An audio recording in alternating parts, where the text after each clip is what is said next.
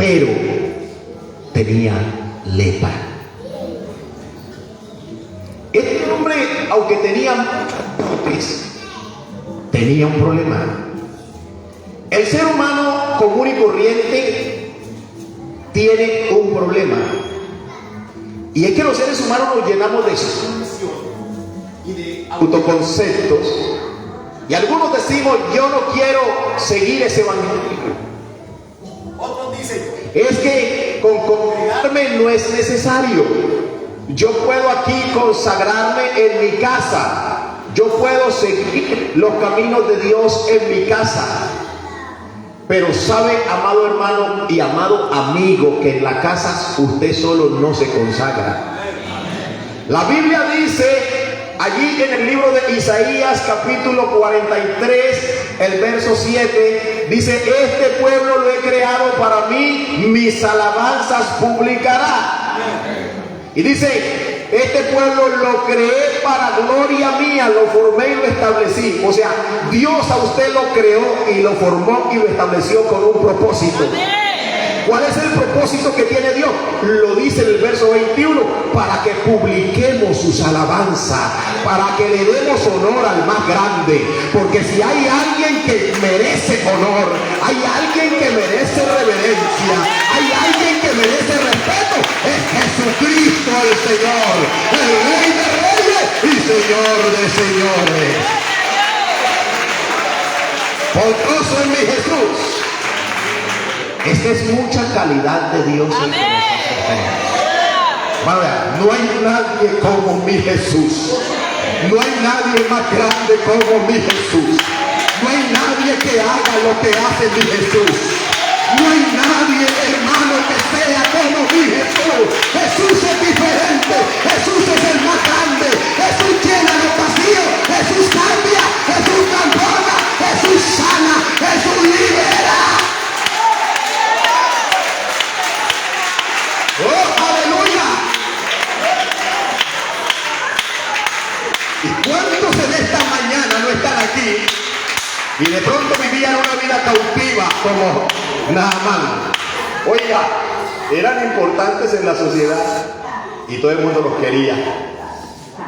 Todo el mundo los quería y fulano, fulana. Y usted se sentía importante.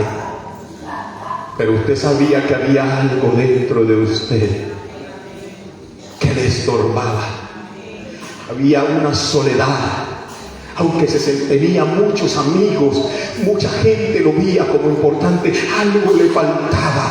Le faltaba un encuentro con el más grande. Le faltaba conocerlo a él y poner su vida bajo la voluntad de Dios. Hay muchos que en este entonces viven la situación de Naamán. No vienen a la iglesia, otros vienen y muy reconocidos en el lugar donde están, muy grandes en el lugar donde están, pero le falta algo, le falta tener un encuentro con Jesucristo. Este hombre Naamán, a mí me llama mucho la atención esta historia, porque esta historia le enseña a uno unas cosas importantísimas, tanto al que está en el camino del Señor como al que no lo está. Y es que el hombre de Dios no vale por lo que tenga. Yo no valgo por este trajecito que tengo, que Dios me regaló, ni por los zapatitos que tengo. ¿Sabe qué es lo que me da valor? ¿Y qué es lo que le da valor a usted? Cristo. Cristo. Cristo es el que da valor. Cristo es el que da valor. Tú y yo no valíamos nada. Tú y yo no éramos nada. Pero Él se cruzó en nuestro camino. ¡Aleluya!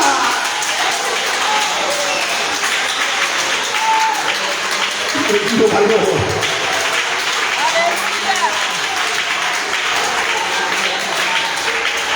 Bendito Jesús.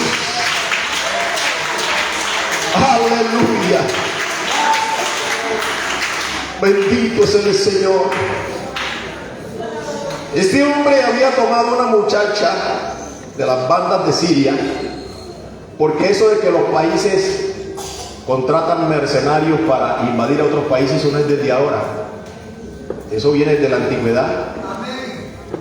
Dice que contrataron unas bandas para invadir otros países, y de Israel trajeron una muchacha. Pero qué bueno es cuando esos muchachos son llevados y el que los hace y conocen al Rey de Reyes y Señor de Señores. Esa muchacha conocía a Jehová de los ejércitos. Entonces, a su señor en ese estado era muy valeroso, portante, pero tenía un problemita, que es la lepra. Usted sabía que la lepra en la Biblia está siendo pecado. Amén. O sea que Naamán necesitaba tener un encuentro con el más grande. Necesitaba tener un encuentro con Jesús. Entonces esa muchacha le dice: Señor, allá en Israel hay un profeta y él puede orar a Dios y tú serás sanado. Pero el mensaje errado, y se fue donde su rey y le dijo: Señor, una muchacha de las que trajimos de Israel me dijo esto y esto. Y entonces el rey redactó la carta y se la manda al rey de Israel: aquí te mando mi siervo para que lo sanes. Y cuando el rey de Israel mira esa carta, rascó sus vestidos, los rajó. ¿Acaso soy yo Dios para que dé vida o para que la quite? Miren cómo busca ocasión para que yo caiga. Pero allá estaba un hombre de Dios, y ese hombre de Dios, Dios le revelaba las cosas. Dijo: mándenlo acá para que él vea que en Israel hay un Dios que salva. Y lo mandaron allá. Naamán iba con una expectativa altísima. Como él era muy importante, como él era, amados hermanos, un general de Siria, él pensó que iba a venir el profeta y iba a llegar, le iba a hacer la venia y de pronto allí iba a orar por él. Pero con Dios las cosas no son así. Dios a los grandes aquí terrenal, dice la Biblia, que su justicia la tiene como basura, porque el más grande aquí no somos nosotros. Aquí hay uno que manda, ese se llama Jesucristo el Señor.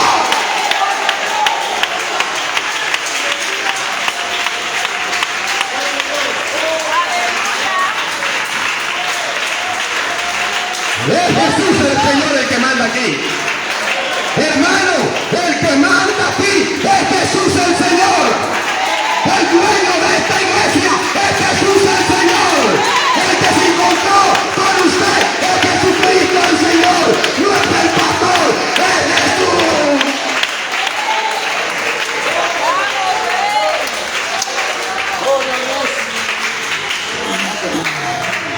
Aleluya. Y él contento. Iba en su carro haciéndose expectativas. ¿Sí o no te le ha pasado que hay veces siente expectativa? Le salió un trabajo, de trabajo lo logro, y se va haciendo como unas ideas, y no son malas, porque es bueno soñar. Y él ya tenía su plan hecho. Él saldrá, pondrá sus manos sobre mí, y cuando ore, entonces yo seré limpio. Pero cuando llega, se dio una sorpresa. El profeta no salió.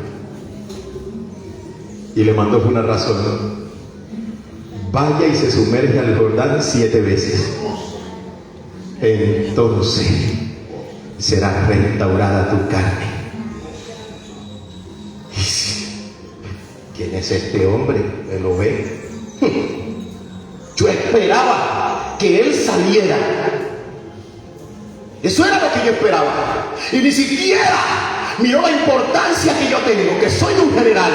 Debería haber salido y haber puesto sus manos. Pero es que aquí no es como yo quiera. Aquí es como Jesucristo mande. Porque el que manda aquí es Él.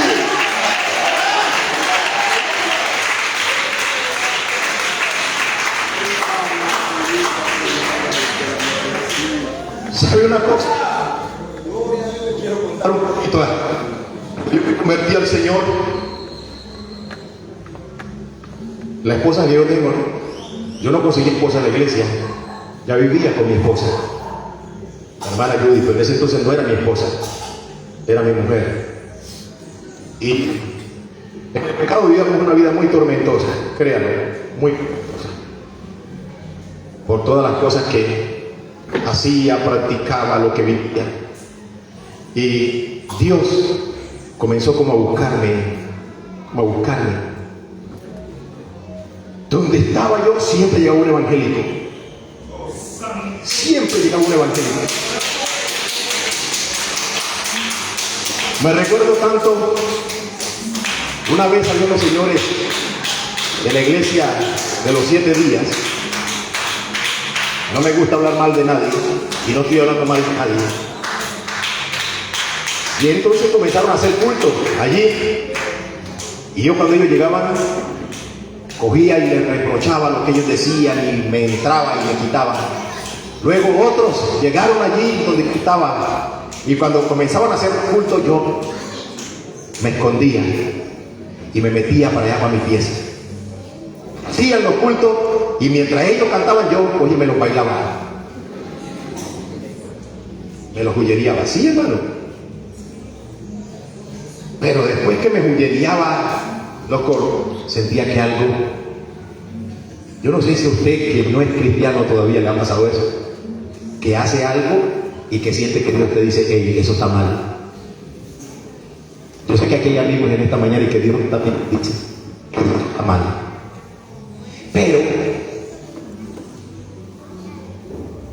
una situación muy maluquita, hermano, muy maluquita. Tenía unos amiguitos muy maluquitos. Y todo eso me tenía metido en las nieblas. Hasta que me recuerdo, me fui a trabajar al aeropuerto a 16 años. Y por allá conocí un pentecostal. Yo había escuchado la doctrina pentecostal en Apartado, Antioquia. Tenía 11 años cuando yo escuché la doctrina pentecostal en Antioquia. Estaba estudiando en la concentración educativa Alfonso López. Los que han ido a Apartado. Y 2 niñas, no sé si existen ya. Una tenía 16 y la otra 17. Una se llama Elena y la otra Ana. Fueron donde el profesor Cirilo, que todavía me dicen que existe, que vive el director. Y decían Cirilo risita, porque siempre tiene una sonrisa. Siempre. Pero cuando se enoja ese señor, es un peligro, te digo. Entonces, le pidieron permiso para que les prestara el colegio para dar clase de escuela dominical. Allí comencé yo a escuchar la doctrina del nombre. Me dieron un papelito y decía, Dios es uno y uno es su nombre. Eso se me metió. Créalo que yo caminé en medio de toda mi locura, hermano. Caminé muchas iglesias, recorrí muchas. Y me reservo el nombre de ellas. La última estuve 1 año. Y que por eso yo digo que hay gente que está allá, que está con sinceridad, pero que no conocen una verdad. Yo allá donde estaba sentí a Dios un día, pero ¿sabe qué le dije? Le dije, si no es aquí, muéstreme. Yo no quiero perderme, yo quiero ser salvo, yo quiero conseguir un lugar donde yo me sienta bien, porque llegó un momento que no me sentía bien allí. Pero quería cambiar, tanto era la maldad que había en mí, había una agonía que quería cambiar. Estaba la lepra allí, la lepra, y cuando la lepra está allí, uno quiere cambiar, pero el mundo le dice, no cambies. Los amigos, la influencia del mundo, hombre, ¿te vas a meter ese evangelio? No vas al evangelio. Pero quiero decirte, esos amigos son influenciados por el diablo, pero hay otra voz, amado amigo, que te dice, busca a Cristo. Donde tú te paras, allí te consigues un cristiano. Por donde te metes, te consigues un cristiano. Ese no es una casualidad, es Dios buscándote, diciéndote, yo te amo, morí por ti en la cruz del Calvario. No es una casualidad. Me recuerdo, me metieron en un chisme grandísimo allá donde estaba. una noche. Y dije, no vuelvo aquí. Y no vuelvo. Y ya, me quedé. Y resulta que una vez, hermano, en las cosas que, todo el pecado que yo practicaba, me metí con alguien que no debía meterme. Y el plan era matarme. Matarme. Escuche esto, matarme. Y en esos días venía bajando de la casa a un pozo a bañarme y venía en calzoncillos, que era muy plebe para vestir. Y me conseguí un hombre pequeño, de estatura, más bajito que yo, y me dijo, joven, con una sonrisa, Cristo te ama y te quiere salvar. Y yo le dije, sí, yo sé que me ama. Pero lo que me tocó fue lo que agregó, y te puede ayudar en cualquier problema que tengas. ¿Y quién le dijo que yo tengo problemas? ¿Quién le contó? Y eso me tocó y me dijo, joven, yo soy el pastor de aquí, de la iglesia pentecostal de la Loma de San Judas. Y yo dije, el pastor me era un cholito, ¿y por qué ahora es este negrito? Y sí, un día esto voy. Le dije, el día sábado salí y me fui y me senté con unos amigos a beber. Me gustaba la cerveza Águila. No es que le esté haciendo propaganda, no, señor, porque el pecado quedó allá y Cristo es el que está aquí. Y me senté en una nueva discoteca que habían creado. Y entonces yo siempre era el que me daba el gastón. Y pedí yo era el que pedía la primera, la segunda. Y por eso me prendía el dinerito, que lo gastaban los sinvergüenzas, los amigos. Y estos bien correros estaban ahí. Me llovían los amigos que eran correros. Pero cuando pedí, y yo siempre, la costumbre mía, cogía la cerveza y la bajaba seca y ¡pum! La azotaba. ¡Otra! ¡Pum! La azotaba. Ese día traté de hacer lo mismo y cuando la subí, la tuve que bajar. Porque sentí como es que me arropó unas tinieblas horribles. Y me quedé petrificado, hermano. Yo no sabía qué pasaba en mi vida. Un jovencito, muchacho, no sabía qué pasaba en mi vida, hermano. Y yo callado y yo con ese miedo. ¿Pero por qué tengo miedo? Hermano, yo nunca he sentido el miedo que ese día yo tuve. Pues yo decía, ¿qué es lo que me pasa? Yo no puedo explicar esto. Y hermano, y los compañeros, ¿a vos qué te pasa? Habla. Y en eso me acordé la invitación del pastor. Joven, yo soy el pastor de la iglesia pentecostal, te invito al culto, y hay jóvenes como tú, Cristo te puede ayudar, hermano. Y le dije, hey, necesito hacer una vuelta, nosotros vamos contigo. No, quédense, es necesario que la haga solo.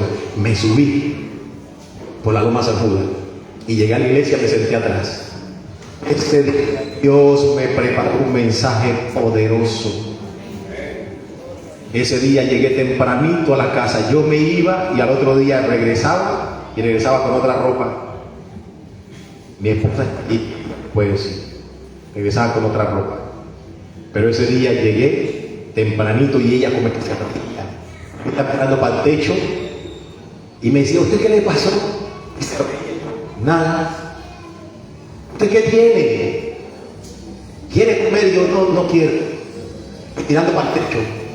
Yo sí sabía qué me pasaba. Ya Jesús me había tocado. Ya Jesús me había tocado. Y hermano, comencé a ir ahí, escondidito al culto, y los amigos venían los domingos y me invitaban, venga, vamos. Y yo no. Pero ¿a vos qué es lo que te pasa? No, nada. Y ya todo me va a ir al culto. Tenía un mes yendo al culto. Y ese día predicó el pastor acerca de los huesos secos. Y cuando el pastor decía, Ezequiel, ¿tú crees que esos huesos vivirán? Señor, no lo sé, tú lo sabes. Tú lo sabes, Señor. Dice, dile a esos huesos, profetízales, y dice que se unan. Y se fueron uniendo hueso con hueso. Y le fue saliendo a los huesos carne. Y se formó un cuerpo. Y él decía y le dijo, ¿tú crees que ese cuerpo sin vida vivirá? Y dijo, Señor, no lo sé, tú lo sabes. Porque aquí es que lo sabe todo, Jesucristo el Señor.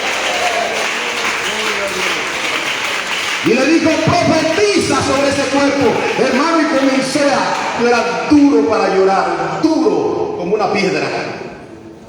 Pero ese día Dios quebrantó mi corazón y desde ahí me volví como Jeremías. Yo no puedo resistir cuando siento a Dios. Las lágrimas tienen que correr por mi rostro, porque hay algo que yo no puedo contener, y es ese río que ese día sentí. Hay algo poderoso que hay en mí que no lo puedo callar, y es la presencia del Rey de Reyes y Señor de Señores.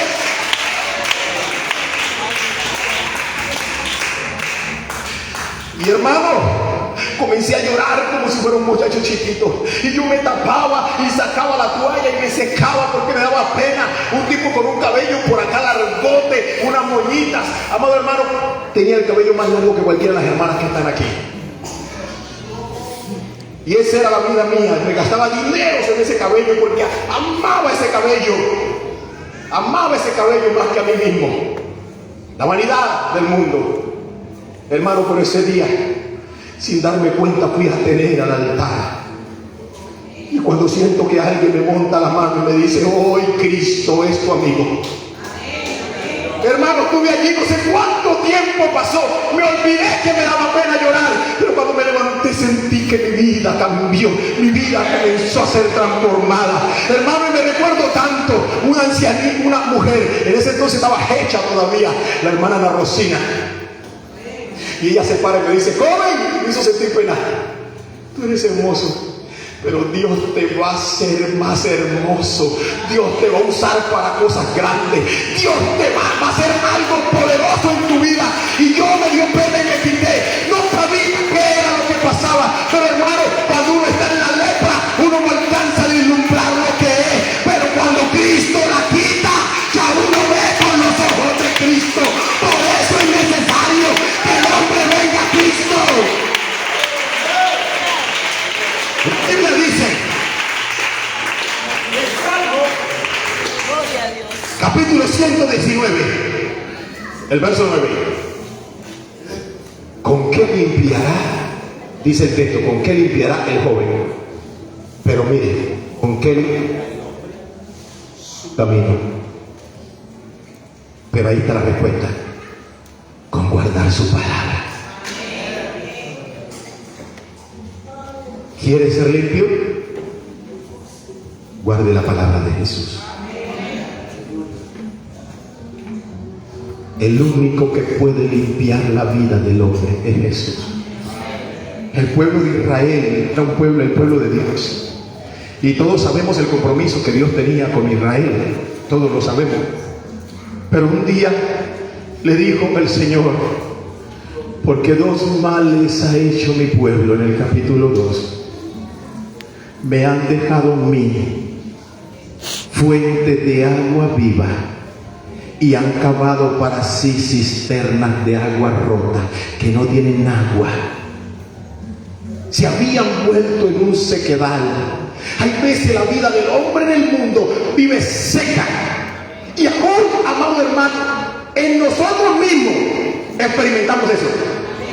No sé si por problemas, quizás el diablo quiere hacer cosas malucas en nuestra vida. Viene un resequedad de resentimiento, hermano, hacia alguna persona. Pero en esta mañana quiero decirle: si tu vida está seca por causa de algo malo que ha venido a tu vida, aquí está la fuente gloriosa. Es Jesucristo el Señor. Esa es una fuente que nunca se acaba.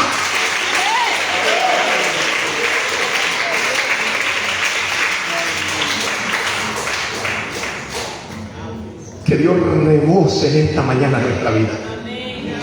Que Dios toque nuestra vida en esta mañana.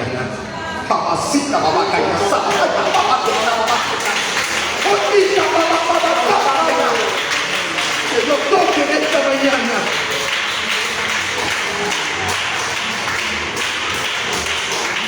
Esa fuente no puede apagarse. Y Dios, viniendo al Nuevo Testamento, la Biblia dice que había un hombre con lepras, y fueron 12 donde el Señor, y gritaban: Hijo de David, ten misericordia de nosotros. Y gritaron cada vez con más fuerza: Hijo de David, ten misericordia de nosotros. Los leprosos los mantenían en unas cuevas aislados, porque la lepra es contagiosa. Contagiosa. Por eso ningún ser humano crea. El pecado, hermano, es la lepra. El pecado es contagioso. ¿Usted piensa que al hombre le enseñan a pecar? Al hombre le dicen peque, ¿no? Se le pega. Eso va de generación en generación. Usted ve un niño que se cría en un hogar cristiano y conforme la decisión que él tome, sigue en el camino del Señor. Pero hay otros que se crían en un hogar cristiano, pero cuando ya están grandecitos toman una decisión. Eso no es culpa de los padres. Hay padres que se culpan: ay, no, me equivoqué, o esto y lo otro. Muchas veces no te equivocaste, hiciste tu trabajo, lo hiciste. Lo que pasa es que él tomó la decisión de seguir el pecado, porque el pecado es contagioso. El pecado se pega, el pecado hermano, el pecado se va proliferando. Pero así como el pecado se prolifera, la Biblia dice que cuando abundó el pecado, sobreabundó la gracia. ¡Aleluya! ¡Gloria a Dios! Bendito sea el Señor.